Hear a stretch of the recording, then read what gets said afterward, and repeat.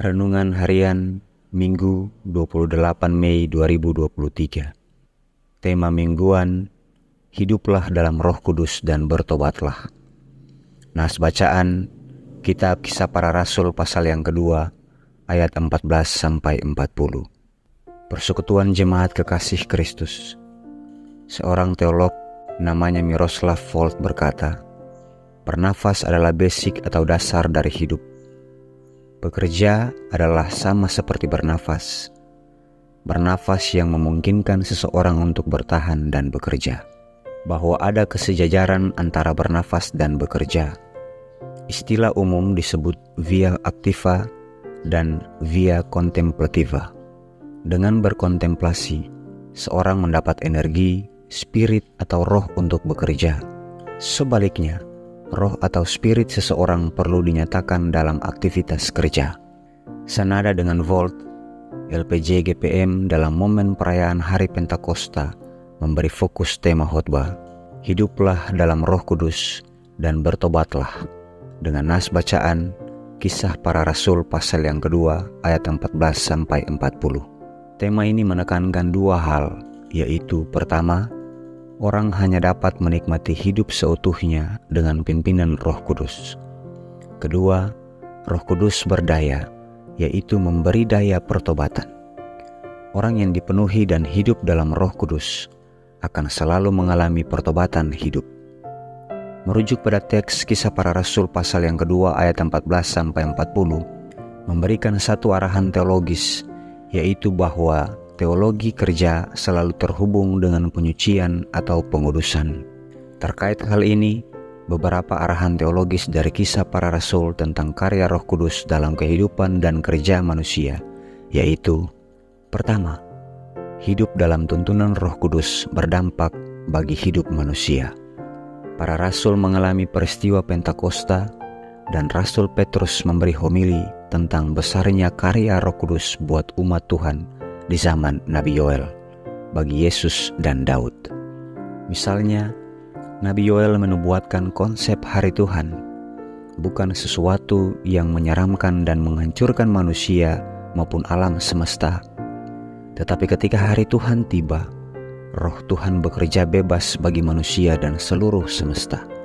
Semua orang mendapat urapan Roh Kudus tanpa terkecuali. Kuasa roh yang dimiliki khusus orang yang diurapi, yaitu nabi, imam, dan raja, diperluas bagi semua orang. Karya roh memberi kemampuan anak-anak bisa bernubuat, taruna muda mendapat wahyu penglihatan, hamba-hamba yang rendah bernubuat seperti nabi. Roh berdaya menghasilkan banyak tanda mujizat bagi manusia maupun alam semesta. Jemaat yang terkasih, puncak hari Tuhan, orang yang diurapi roh dan memanggil nama Tuhan akan diselamatkan. Artinya, orang yang diurapi roh bersedia memanggil nama Tuhan, bertobat dan mendapat keselamatan penuh. Karya roh ini bekerja dalam hidup Yesus. Pelayanannya dipenuhi tanda dan mujizat. Kesaksian tentang hidup Yesus ini dinyatakan oleh Daud, bahwa dari keturunan Daud akan lahir seorang Mesias yang menderita, mati dan bangkit. Dalam kebebasan karya roh, semua umat mengalami pemulihan dan mengakui bahwa Allah yang telah membuat Yesus disalibkan itu menjadi Tuhan dan Kristus karena dimuliakan di sebelah kanan Allah Bapa di sorga. Roh Kudus mendaya multi. Pertama, Roh Kudus memberi karunia rohani untuk bernubuat, mendapat penglihatan dan mujizat. Kedua, Roh Kudus memberi keselamatan.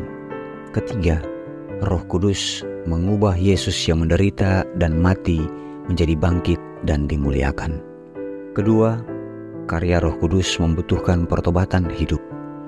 Kekuatan Roh Kudus bukan karya yang mati, tapi karya hidup yang menggerakkan orang untuk bertobat dan berubah. Roh Kudus menuntun seseorang untuk mengubah cara pandang, perasaan, dan perilaku.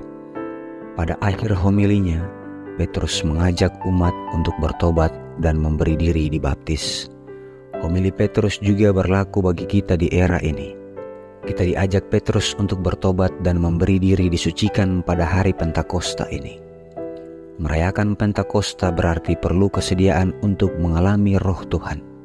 Roh Kudus mengajak seseorang bukan hanya untuk memulihkan dirinya sendiri, tapi juga orang lain. Hidup penuh roh tercermin dalam cara pikir, perkataan, dan perbuatan. Jemaat sekalian, beberapa pesan sederhana yang mesti kita refleksikan yaitu: pertama, Roh Tuhan diberikan bebas bekerja bagi semua orang tanpa terkecuali. Berilah dan ikhlaskan diri dipimpin oleh Roh. Kedua, berikanlah kesempatan Roh Kudus menuntun hidup kita dari gelap ke terang. Ketiga, Roh Kudus kiranya mengubah pribadi, keluarga, dan jemaat ini menjadi persekutuan yang bertobat. Merayakan Pentakosta berarti butuh pertobatan. Berubah dari malas menjadi rajin, dari putus asa menjadi berpengharapan, dari lemah menjadi kuat, dari miskin rohani menjadi kaya rohani. Selamat hidup dalam roh dan selamat bertobat. Amin.